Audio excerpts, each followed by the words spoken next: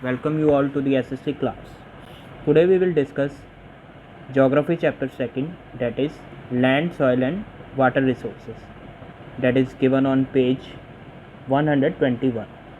See, in this chapter we will discuss about the distribution of the land, soil and water resources and discuss their importance in our lives. ठीक है, आज हम क्या कहते हैं land, soil and water resources chapter start कर रहे हैं, ज्योग्राफी चैप्टर 2. ठीक है, इसमें हम पढ़ेंगे किस तरह ये लैंड, सॉइल, वाटर रिसोर्सेज की डिस्ट्रीब्यूशन हुई है, कहाँ कहाँ है. ठीक है, और इनकी क्या इंपॉर्टेंस है हमारी डेली लाइफ्स में. ठीक है, फिर इसके बाद हम पढ़ेंगे किस तरह के स्टेप्स लिए गए हैं इनको प्रोटेक्ट करने के लिए. ठीक है, इनके कंजर्व करने के लिए land, soil and water resources. So first of all see land, soil and water we have learned are the three most important natural resources on the earth. ठीक है, let us look each of in detail. ठीक है, land, soil, water resources क्या कहते हैं, सबसे important natural resources हैं जो अर्थ पे एग्जिस्ट करते हैं. हम इसको वन बाय वन डिटेल में डिस्कस करेंगे. ठीक है, आज हम लैंड को पढ़ेंगे, नेक्स्ट क्लास में सॉइल और लास्ट क्लास में water. So first of all see land. Land is one of the most important natural resource. Human beings and the number of the other organisms live on land. ठीक है, land एक बहुत अच्छा और important natural resource है. Land के बिना कोई चीज़ पॉसिबल नहीं है, क्योंकि ह्यूमन बींग्स किस चीज़ पे रहते हैं, लैंड पे. अदर लिविंग ऑर्गेनिजम्स हैं, जैसे कोई एनिमल्स हैं, प्लांट्स हैं, सबके लिए किसको लैंड का होना बहुत ज़रूरी है. ठीक है, many of our basic needs such as food, shelter are drive from the land. जो हमारी बेसिक नीड्स हैं, जैसे खाने की नीड है, रहने की नीड है, ये किससे सेटिस्फाइड होती है, लैंड. अगर लैंड नहीं होगी तो ये नीड्स हमें कभी भी फुलफ़िल नहीं होंगी. Land is also use for agriculture, industry, mining and construction. Agriculture मतलब कोई भी फार्मिंग करनी है, ठीक है, इसके लिए भी लैंड चाहिए. इंडस्ट्रीज़ लगानी है, ठीक है, या मिनरल्स की माइनिंग करनी है, मिनरल्स को एक्सट्रैक्ट करना है, उसके लिए भी लैंड की ज़रूरत है. और कई कंस्ट्रक्शंस करनी है, हाउसेस बनाने हैं, बिल्डिंग्स बनानी है, कोई भी क्या कहते हैं क्या कहते हैं आप लोग कह सकते हैं सोसाइटी के वेलफेयर के लिए कोई बिल्डिंग्स की कंस्ट्रक्शन करनी है, उसके लिए भी लैंड का होना बहुत ज़रूरी है. ठीक है, land covers around 29% of the surface of the earth. Land का टोटल सरफेस पे कितना है, 29 लैंड कवर करती है और बाकी 71% वाटर कवर करता है. However, the large part of this land is covered by arid desert, dense forest, mountain terrains, ice, making them unsuitable for human settlement. क्योंकि जो लैंड का ज़्यादा पार्ट है एरिड डेजर्ट, मतलब डेजर्ट्स एरिया से जो ड्राई रीजन्स है, ठीक है, या डेंस फॉरेस्ट, जंगल्स वगैरह हैं जहाँ पे सिर्फ एनिमल्स या प्लांट्स वगैरह होते हैं. माउंटेन टेरेन्स है, हिली रीजन्स हैं, आइस है, स्नो से कवर्ड हुआ, जिससे क्या कहते हैं ह्यूमंस के लिए यहाँ पे रहना पॉसिबल नहीं है. ठीक है, इससे ओनली कुछ पार्ट जो लैंड का है ह्यूमंस के सर्वाइवल के लिए मतलब भी पॉसिबल है. ज़्यादा पार्ट्स बाकी सभी इनसे डेजर्ट से, फॉरेस्ट से, माउंटेन से या आइस से ढका हुआ है. ठीक है, as a result human population is very unevenly distributed. इसीलिए यहाँ पे क्या कहते हैं ह्यूमंस की जो पॉपुलेशन है अनइवनली डिस्ट्रीब्यूटेड. ये नहीं है अभी एक रीजन पे क्या कहते हैं मतलब हर रीजन पे जो लैंड के इक्वली पॉपुलेशन डिस्ट्रीब्यूट होगी. किसी रीजन पे बहुत ज़्यादा है, किसी पे ठीक है, किसी पे बहुत कम है. ठीक है, इसलिए इस चीज़ को मतलब लैंड की जो पॉपुलेशन, लैंड पे पॉपुलेशन है अनइवनली डिस्ट्रीब्यूटेड है. ठीक है, on the surface of the earth. Now see the plains and the river valleys are densely populated. ठीक है, so are very places with a pleasant climate. जो प्लेन्स या river valleys होती हैं जिसपे बिल्कुल प्लेन एरिया होता है, जहाँ पे रिवर पूरा वाटर की सप्लाई अच्छी होती है, इसलिए यहाँ पे पॉपुलेशन बहुत अच्छी होती है.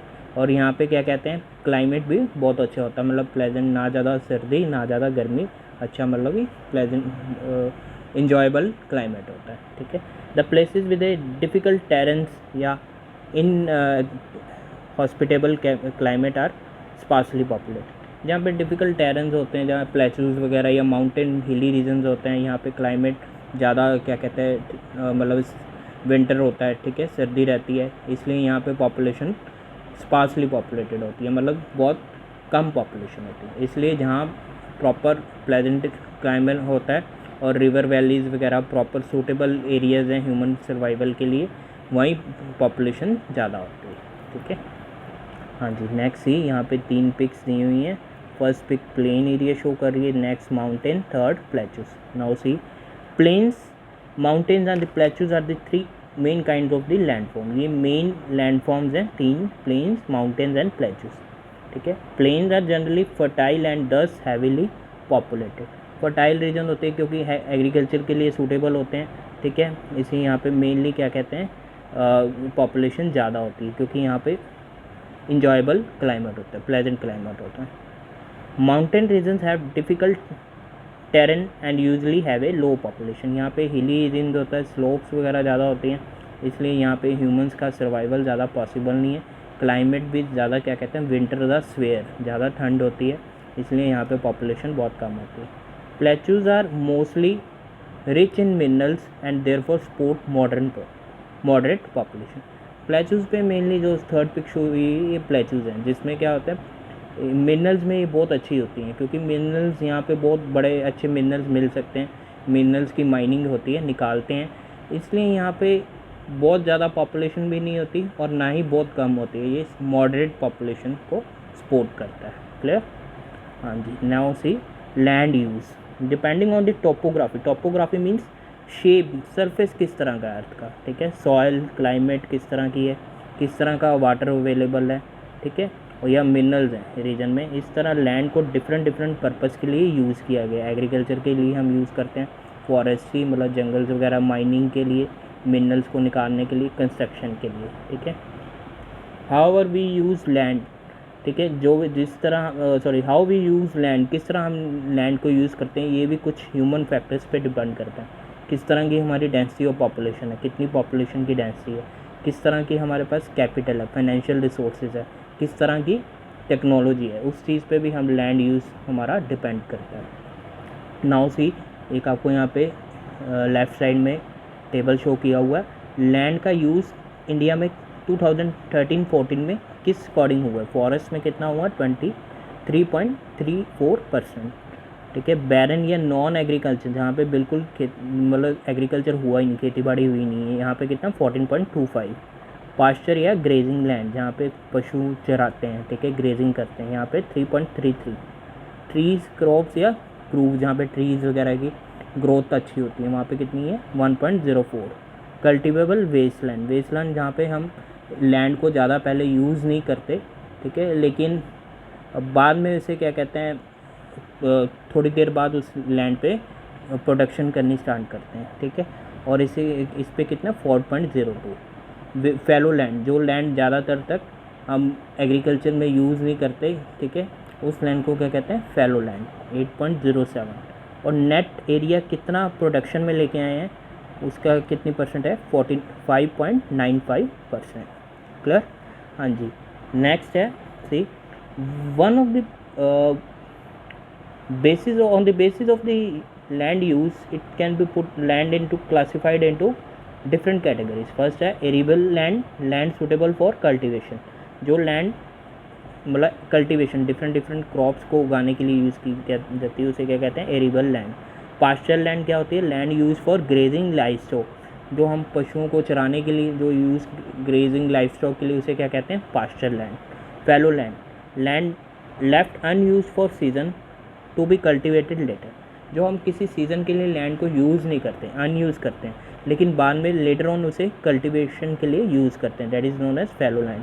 फिर है cultivable waste land, land that can be cultivated but has been lying fallow for more than 5 years, जो हम लैंड को कल्टिवेशन के लिए यूज़ कर रहे हैं लेकिन वो 5 सालों के लिए फैलो रही है, मतलब जिसे हमने बिल्कुल भी किसी चीज़ में यूज़ नहीं किया, उस चीज़ को क्या कहते हैं, कल्टिवेबल वेस्ट लैंड। ठीक है, नेक्स्ट है forest and non agriculture land. Forest जो जंगल वगैरह वाली लैंड है, उस वो फॉरेस्ट होती हैं, या नॉन एग्रीकल्चर जिस पे कोई एग्रीकल्चर प्रोडक्शन नहीं हुई। ठीक है, हाँ जी। The study growth of the human population has led significant changes in land use plan, क्योंकि जैसे जैसे ह्यूमन पॉपुलेशन बढ़ती गई वैसे वैसे लैंड यूज़ पैटर्न भी हमारे चेंज आते रहे, क्योंकि पॉपुलेशन के बढ़ने के वजह से लैंड की हमें यूज़ ज़्यादा करनी पड़ी, इससे लैंड का यूज़ का पैटर्न धीरे धीरे चेंज होता रहा। To satisfy the growing needs of an increasing population forest are being clear, क्योंकि जैसे जैसे पॉपुलेशन बढ़ती रही, नीड्स को सेटिस्फाई करने के लिए ह्यूमन पॉपुलेशन की फॉरेस्ट को काटना स्टार्ट कर दिया, ठीक है, फॉरेस्ट का क्लियर करने स्टार्ट कर दिए। Fertile lands are being used for constructing buildings. Fertile जो पहले एग्रीकल्चर में यूज़ करते थे, उन्हें उसकी फर्टाइल लैंड की उसे ख़त्म करना स्टार्ट कर दिया और उसकी अगेंस्ट किसको यूज़ करना स्टार्ट कर दिया, फर्टाइल लैंड को कन्वर्ट कर दिया बिल्डिंग्स की कंस्ट्रक्शन करने के लिए, for residential and commercial purposes, रहने के लिए या कोई बिजनेस पर्पस की उस लैंड का उस चीज़ में यूज़ करना स्टार्ट कर दिया, ठीक है। And farm land is being over use in order to produce more crops, जो फार्म लैंड थी जिस पे एग्रीकल्चर होता था उसे ज़्यादा से ज़्यादा यूज़ में लेके आना स्टार्ट कर दिया, ताकि उन्हें ज़्यादा से ज़्यादा क्रॉप्स प्रोड्यूस कर सके और नीड्स, ह्यूमन की नीड्स को सेटिस्फाई कर सके, ठीक है, जो भी ह्यूमंस की डेली रिक्वायरमेंट्स है, ठीक है, उसकी नीड्स को सेटिस्फाई कर सके। The consequences of this over exploitation of the land resources are land degradation. इसे जिस तरह लैंड का हम ओवर एक्सप्लॉयट कर रहे हैं, लैंड के डिफरेंट लैंड को ज़्यादा यूज़ कर रहे हैं, इससे क्या हुआ, लैंड की क्वालिटी घटती गई, मतलब लैंड की क्वालिटी डिग्रेड होती गई, ठीक है। लैंडस्लाइड होने लगे, जिससे रॉक्स हिली एरिया से नीचे गिरने लगे और लैंड क्या कहते हैं ख़राब होनी स्टार्ट हो गई। सॉइल इरोजन, मतलब सॉइल्स की क्या कहते हैं एक जगह से लेके दूसरी जगह तक सॉइल की क्या कहते हैं हवा में उड़ने लगी, जिससे soil erosion, desertification, lands are being converted into deserts, ठीक है, ये कुछ प्रॉब्लम्स फेस करनी पड़ी, ठीक है, over excessive use of the land, अगर हम लैंड्स का एक्सेसिव यूज़ कर रहे थे, और इससे क्या हुआ, which causes great serious threat to environment, जिससे इन्वायरमेंट को भी सीरियस काफ़ी इम्पैक्ट पड़ना स्टार्ट हो गया, ठीक है। Conservation of the land resource, अगर लैंड का डिप्लीशन को, मतलब एक्सेस यूज़ को, लैंड को बचाना है ख़राब होने से, तो maintain to prevent depletion of the land resources and maintain ecological balance को मेंटेन करना है, land must be conserved by land reclamation afforestation. Land reclamation क्या होता है, अगर हम मेनली जो कुछ हम जो सी में लैंड होती है उसे कन्वर्ट करें लैंड में by putting more and more cement, ठीक है, और उसे क्या कहते हैं ज़्यादा क्ले वगैरह से यूज़ करके उसे नॉर्मल लैंड में कन्वर्ट करें और उसे उसकी हाइट तक लेके जाएं, जिससे क्या कहते हैं हम लैंड को दोबारा यूज़ में लेके आ सकते हैं, ठीक है। Afforestation, growing more and more trees, ठीक है, जिससे क्या होता है हम क्या कहते हैं लैंड की ज़्यादा से ज़्यादा क्या कहते हैं लैंड को ज़्यादा क्या कहते हैं फर्टाइल बना सकते हैं, ठीक है, और उसकी क्या कहते हैं इकोलॉजिकल बैलेंस को भी मेंटेन कर सकते हैं। Regulating the excessive use of the fertilisers and pesticide, मतलब जो फर्टिलाइजर्स या पेस्टिसाइड हम एग्रीकल्चर इंडस्ट्री में ज़्यादा यूज़ करते हैं, मतलब भी क्रॉप्स की प्रोडक्शन की बेटर क्वालिटी, उसका भी थोड़ा रेगुलेट, क्योंकि अगर हम एक्सेसिव यूज़ करते हैं तो उससे लैंड की डिग्रेडेशन ज़्यादा होती है, ठीक है, इसलिए प्रॉपर अमाउंट में यूज़ करना है, not in less amount, not in excess, proper amount में यूज़ करना, ठीक है। और over grazing and mining, in activities पे भी प्रॉपर कंट्रोल रखें, भी कोई भी पशु ज़्यादा नहीं चराने चाहिए, ना ही माइनिंग ज़्यादा मिनरल्स की, अगर इन सभी चीज़ों को प्रॉपर वे से मेंटेन करके रखेंगे तो हम लैंड को कंजर्व कर सकते हैं। हाँ जी, नेक्स्ट है landslide. A landslide is a natural disaster in which a large mass of the soil and the rocks moves down the slope.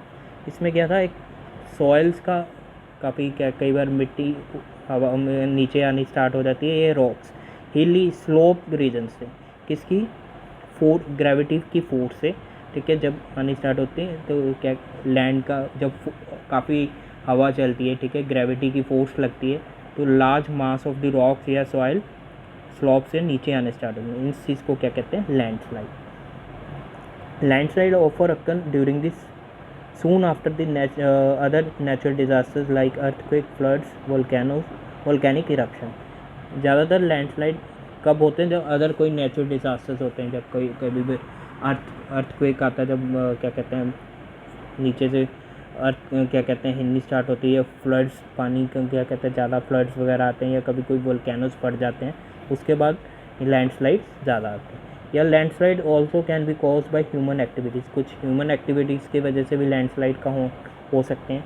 इसमें क्या था, ब्लास्टिंग, कई बार कोई बम ब्लास्टिंग वगैरह हो जाती है, कोई डिफॉरेस्टेशन, जब हम क्या कहते ट्रीज़ को काटने लग जाते हैं, या हम कोई अननेसेसरी कंस्ट्रक्शंस करने लग जाते हैं, उसकी वजह से भी होनी स्टार्ट हो जाती है। क्योंकि the roots of the trees hold the soil together, क्योंकि जो अगर हम क्योंकि लैंड पे क्या होता है, हम ट्रीज़ की ग्रोथ करते हैं, क्योंकि ट्रीज़ लैंड को क्या कहते हैं सॉइल को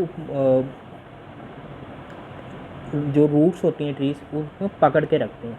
अगर हम ट्रीज़ को काटना स्टार्ट कर देंगे तो जो रूट्स हैं उस अपना सॉइल पे होल्ड उनका लूज़ होना स्टार्ट हो जाएगा, जिससे क्या कहते हैं रॉक्स नीचे गिरने स्टार्ट हो जाते हैं। ठीक है, so when the trees are cut on mountain slopes the soil becomes unsuitable and prone to unstable and prone to landslide. क्योंकि अगर हम ट्रीज़ माउंटेन रीजन्स पे काटने लग जाएंगे तो सॉइल का जो ट्रीज़ पे होल्ड है वो कम होना स्टार्ट हो जाएगा, अनस्टेबल हो जाएगा, जिससे ज़्यादा से ज़्यादा लैंडस्लाइड्स होने स्टार्ट हो जाते हैं। ठीक है, और ये सिचुएशन किस में ज़्यादा वर्स होती है, ज़्यादा सीरियस होती है? हैवी रेन्स में। As a result of the deforestation landslides have become a common occurrence, क्योंकि जितनी ज़्यादा डिफॉरेस्टेशन ट्रीज़ की कटिंग होगी तो ये लैंडस्लाइड ज़्यादा कॉमन होंगी अकरेंस इन दी हिली रीजन्स, क्योंकि मेनली लैंडस्लाइड माउंटेन रीजन या हिली रीजन्स में होती हैं इंडिया में ड्यूरिंग द मानसून सीजन, क्योंकि रेनी सीजन में ज़्यादा कॉमन होते हैं, क्योंकि इस टाइम सॉइल्स की ट्रीज़ पे होल्ड अपना बहुत कम होता है। ठीक है, one of the first landslide in recent times took place in Uttarakhand. अभी एक रिसेंट लैंडस्लाइड हुआ इंडिया में उत्तराखंड में इन जून 2013 after a few days of the torrential rain caused by the cloud burst. ठीक है, यहाँ पे क्या कहते हैं काफ़ी देर से यहाँ पे रेन आ रही थी, जिसकी वजह से क्लाउड मतलब बादल फट गया, और इसकी वजह से काफ़ी ट्रीज़ ने टूटनी स्टार्ट हो, डिफॉरेस्टेशन होनी स्टार्ट हो गई, और ट्रीज़ सॉइल ने अपना ट्री से होल्ड्स लूज़ कर लिया, जिसकी वजह से काफ़ी बड़ा लैंडस्लाइड हुआ था। ठीक है, और इसमें एज़ पर द रिपोर्ट्स के अकॉर्डिंग यहाँ पे नियरली 6000 लाइफ्स पर लॉस, मतलब 6000 पर्सनस की डेथ हुई, और मोर देन 4000 विलेजेस वर अफेक्टेड। उससे क्या कहते हैं 4000 विलेजेस क्या कहते हैं डिस्ट्रॉयड हो। ठीक है, काफ़ी बहुत ज़्यादा हैवी लॉस हुआ है लाइफ्स का भी, और मतलब विलेजेस की भी डिस्ट्रक्शन हुई है। ठीक है, यहाँ पे आप पिक देख सकते हो, यहाँ से आपको पता लगेगा ब्रोकन एंड है of the foot bridge after landslide in Uttarakhand, किस तरह ब्रिजेस टूटे हैं। ठीक है, पुल वगैरह टूटे हैं, यहाँ पे शो किया हुआ। ठीक है, so with this we have completed up to the first land natural resources, that is land. Other two natural resources we will do in next class. So if you have any doubt you can ask me anytime. Thanks and have a nice day.